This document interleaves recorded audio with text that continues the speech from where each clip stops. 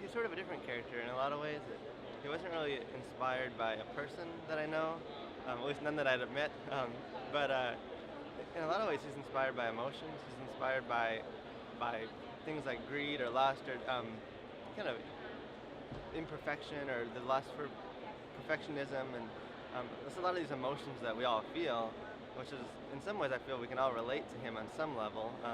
Hopefully not relate too well to him, but it was really not one character, but this universal desires that we all have, carnal desires that sort of put in together to make this character kind of embodied all these things.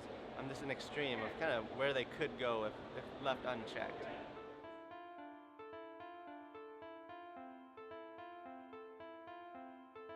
That's the hard thing with writing is, some days the words are just flowing out and the thoughts faster than you can even type, and then some days, I'll just sit staring at a screen for hours and I'll get one sentence done and I don't even like the sentence, and it's just hard. And one thing I did, which is just different, for book 2, City of Gold, I wrote a lot of it out of order as I had some scenes I knew were going to happen later. I had some things in my head, and instead of just staring at a screen, I'd write what I knew. I'd leave little notes, and then as things begin to flow again, as creativity kind of came, I would go back and write these scenes that I had a hard time with. But I think for a writer, a lot of times we think of the most important thing as inspiration, but it's so very rare that you feel that inspiration. That I've learned that for an author and for any writer, discipline is far more valuable than inspiration. And the discipline to sit there and write even when you don't feel it. Is the people that can do that are the ones that will finish what their projects. The ones that wait for inspiration, they'll be waiting their whole life until they get the correct inspiration. And I always encourage authors, to just set time and just do it. Write, be disciplined. If you keep waiting, you're gonna wait your whole life, and you'll never finish anything. Even if it kind of doesn't seem very good what you're writing, just get it on paper, and then things will happen.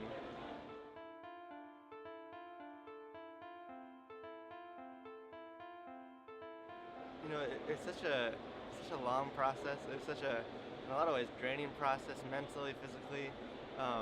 That really the best celebration for me was just to relax and just to take a nap. And it's maybe a boring way to celebrate, but and just really soak it in. It takes a while just to really appreciate what I've done.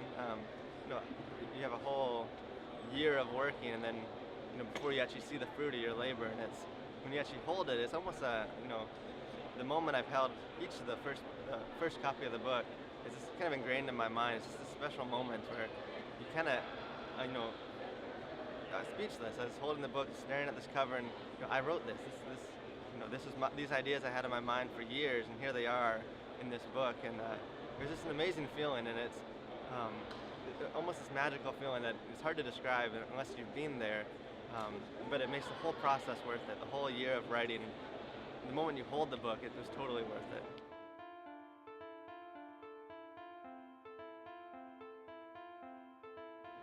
I haven't had a whole lot of routine consistency in my writing. I've been a student. I've had to work some other jobs as well, and doing some teaching and some other stuff on the side that it's just taking the time when I can. A lot of the writing I do has happened at night. It's happened into 2 in the morning if I can't sleep, or it's happened in the evenings. But really just disciplining that. People often talk that they don't have time to write, and but yet they're following 5 or 6 TV shows, and even just taking 1 hour, one TV show, cut it out, having that 1 hour of solid writing.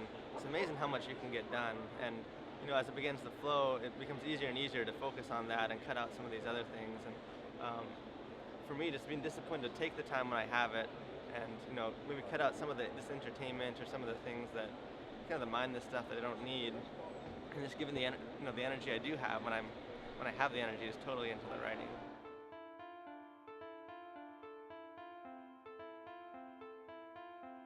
I'm extremely proud of the Lost Chronicles. I'm proud of the work I've done, the growth I've shown, the story. I'm in love with these characters, and a lot of times people will ask, what are you gonna do afterwards? What are you gonna do? You've used your story, and I really feel that that's not the case. I feel I have so many of these ideas I keep getting in my mind for other stories. I actually have a document of about 12 different stories in the future with little outlines or ideas or things that I've had that sparked some idea that would be great in a story one day. And I just have this growing list that seems to grow every week. I'll add to these files and there's these stories I'd love to do if I have get the time to do. And I'm excited just to see where else it will go. Really want to finish this first series really well and be faithful to that. But there's endless possibilities in creating worlds and characters that they're still out there for me to meet and experience and then put them on paper.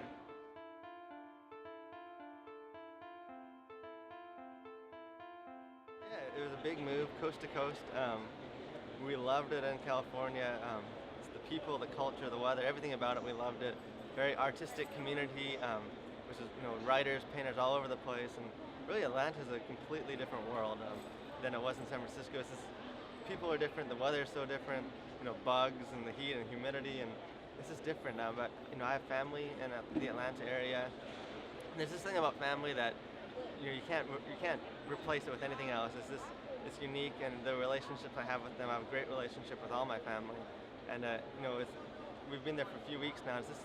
We love it. It's been around family. There's encouragement that we get from them, and especially my family, they're all writers as well, word people, and just as our family, just playing word games and just really sharpening each other, pushing each other to be better, and it's just something that I realize you don't realize how much you miss family until you're away from family, and it's just been great to be back with them.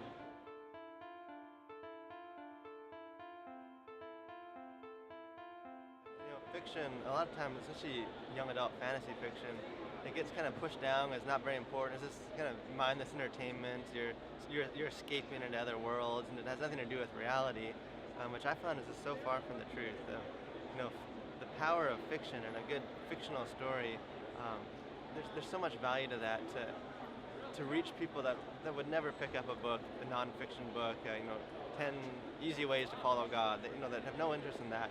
But they will engage in a story with these fictional characters that they can relate to, and as the characters struggle and ask these questions, these spiritual questions, they can connect with that more than being talked to. And fiction can get into so many different parts of culture that a nonfiction book just could never do. And I've had the opportunity to get into secular schools and to libraries, and just to reach people that don't really have interest, don't want to be preached to at all, no interest in church, but they love fiction, they love characters, they love adventure, and there's that bridge that's built just through the story. And I've had the opportunity to really just share Christ to people in a way and opportunities that I would have never been able to had I just stuck with nonfiction, which is also important. But there's so many different kinds of people in the world that the church, we tend to think there's a kind of one size fits all, but God's given us amazing minds to reach people in so many different creative ways if we just allow ourselves to.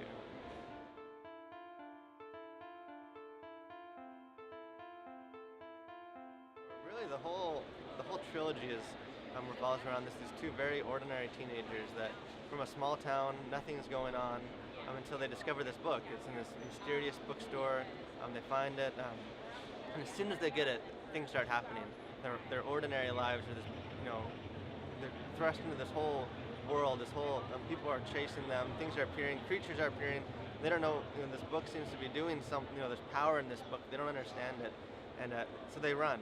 They know they need to keep this book safe. They don't understand what the book is or why people are after it. And as the trilogy goes, they're thrust into this whole world that's always existed kind of beneath the surface. It's always been around them, but they've never recognized. And everything they thought was normal is completely obliterated. And all the things that they believed, all the things that they held to, and their whole ordinary lives, all of a sudden they're thrust into these roles as heroes. It's everything that they've ever wanted. And they're forced to deal with this. How do is it everything that they dreamt of? Is it the pressures of being a hero and the pressures of dealing with all the stuff that they believe that isn't true anymore? And it's these two characters, as they deal with this in different ways, are just led on a series of adventures in protecting this book.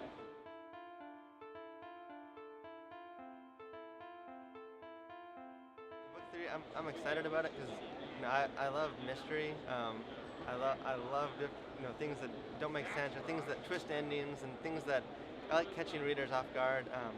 So there's a lot of things I've been building up to for book 3. I've had the whole trilogy planned from the beginning, so which has been great to be able to point things subtle ways. And my hope is that as the readers get to book 3, as they start reading, there'll be a bunch of aha moments where they look back on the first 2 books and realize that everything's been pointing that direction, but it still catches them off guard. And I just think the final book is going to end with a big bang. And there's going to be a lot of moments that are going to catch the readers off guard, but I hope that it'll be a satisfying one, tying up the loose ends, and the natural conclusion to where I feel that the characters have been leading for the first 2 books.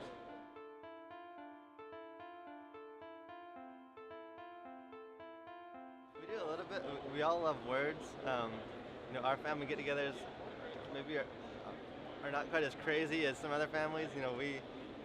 We love crosswords. A lot of times we'll just sit with a crossword and as a group try and conquer the thing, or we'll throw out different words and you have to find synonyms, just different word games, which we've been doing ever since we were kids. And it sounds like probably the most boring, geeky thing you can think of, but it really helped us widen our vocabulary. It helped us think of words, helped us just learn the value of words and the power of words. And I think a lot of the writer I am today has come from that, just seeing the importance in reading, in writing, in this language to reach people. That the power of just one word, good word, can be so effective, but oftentimes we're just kind of too lazy to expand the vocabulary. We're satisfied, and I think for a writer, the difference between just being able to choose the right word makes all the difference.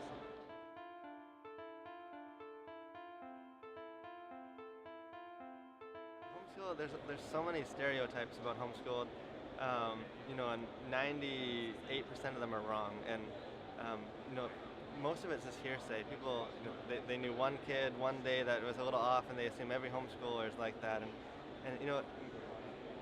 it frustrated me as a homeschool. I started homeschooling from health reasons, and I loved it. I always planned to go back, and I never did. I finished out grade 12 homeschooled, and for me it was just a chance to focus on what I loved, to focus on, spend more time on the things that I was weak on. And I read tons. I did lots of writing short stories and things, and just cutting out some of the busy work and just focusing on getting better in things, reading, traveling, having the freedom.